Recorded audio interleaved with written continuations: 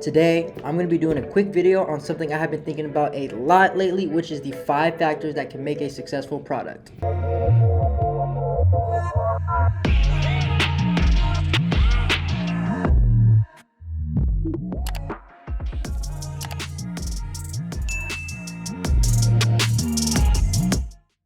It's your boy Young Cow here. Before we hop into it, you guys know we do a free consulting call every single week, and if you want to get a chance to enter, all you have to do is these 3 things. Number 1, like this video. Number 2, subscribe to the channel. And number 3, comment the word profit with your biggest takeaway. I'll be announcing the winner of the consultation call somewhere in this video, so make sure you stay tuned to find out if it was you.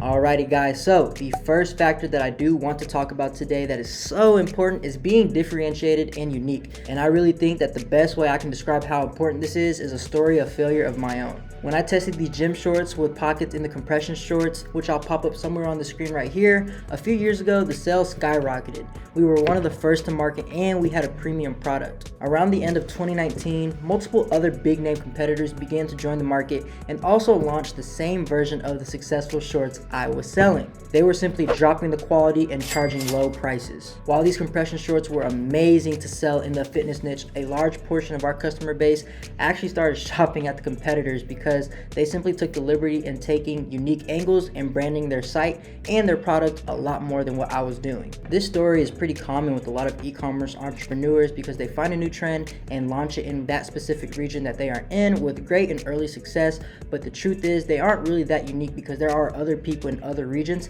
selling that same similar fashion item that you currently are as well. The truth is there's no e-commerce competition for that product category, so you are unique in your acquisition method. You might be one of the first people to market properly on Facebook. While it is ideal for you to completely custom make these products, sometimes it's just not viable for early entrepreneurs. You should look at regional opportunities of a fragmented market where there is simply no competition and you can come in and make that acquisition method.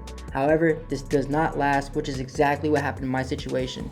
This is where you should be really focusing on your customers' actual value about your product. For example, my compression shorts held your phone in the shorts without falling when exercising. You always see people in between workout sets constantly checking their phones, and no one wants to place their phone on the dirty ground, and they want to have easy access to their phones at all times. How could we create a protectable mode around that category that helps our customers improve their exercise? We could have introduced higher quality fabric that really measures the comfort of one's workout. There are a lot of opportunities that we could have done to protect ourselves and create that mode. So how do you know if you're unique? This is a really tricky situation. There are a lots of free things out there like Google Trends. You can actually search the product category and in each region see if the trend is tipped or not. You can even use other social media platforms and you can even check Facebook's ads library to find out the competitors in that region. The second factor of successful products is good unit economics.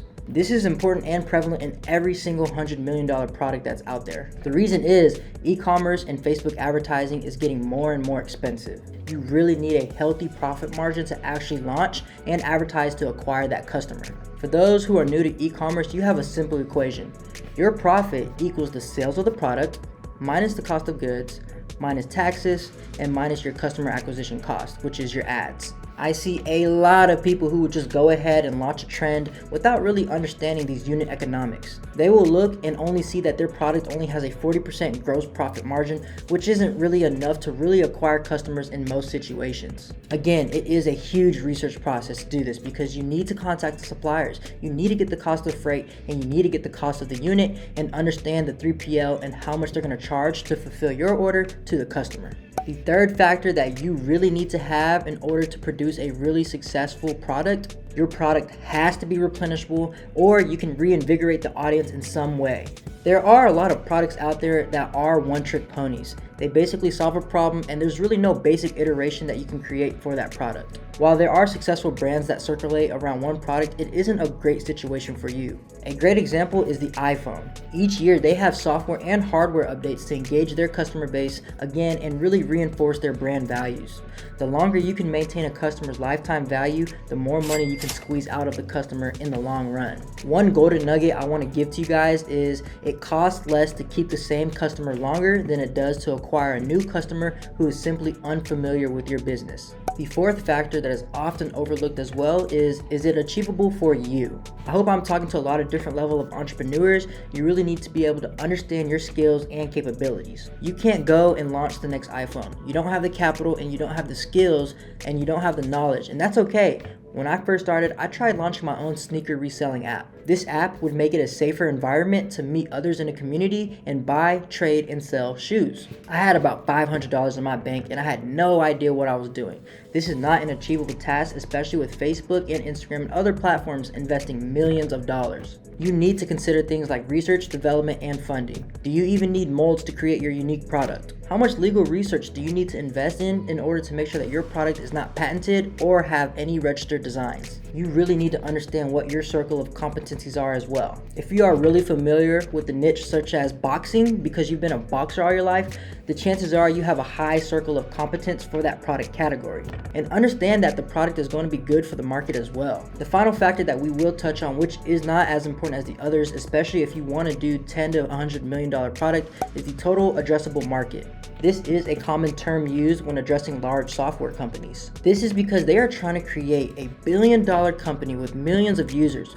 While a lot of the large e-commerce businesses out there at the moment, like Allbirds, Casper, and Native Deodorant, they are having a large total of addressable markets because the product is widely used. It is something to consider if you are wanting to launch something that is so niche that isn't going to catch on unless you have a likelihood of growing it to an astronomically large business. That being said, if you are trying to start a small business, there is definitely a large enough demographic in the world of e-commerce where you can sell globally. If you feel really overwhelmed with your product process, what I suggest is learning and perfecting a product research and validation method, which we teach here at Supreme Ecom. This will allow you to have indicators, which will also allow you to be confident in any products based on their trend, margin, scaling ability, and wide audience base. Once you've done that, I really suggest that you test with a very small budget. You have to understand your customer acquisition costs and how it fits with your unit economics. You need to understand, are you unique? Can it scale in that region? And can you differentiate to create a really strong brand that people simply love? These are all of the criteria that you can do in a validation process. Keep reinvesting in your marketing funnel and grow the business big. If you have tried a lot of products already, don't get discouraged. Keep going. Keep looking at your marketing quality because once you find that winning product, it's over with. Before we go ahead and leave, let's go ahead and announce last week's giveaway winner. And the winner from last week's video is Dan A. Congrats on winning the video. Make sure to reach out to Supreme_Ecom on Instagram to book your call. I appreciate you guys for tuning in. This is Young Cal, and I'm out. They gon' want a piece when you got it like that. Like Jake said, we gon' spend it, get it right back. Stack that internet money till the site crash. They on IG tryna get a light back. See, they don't talk that talk.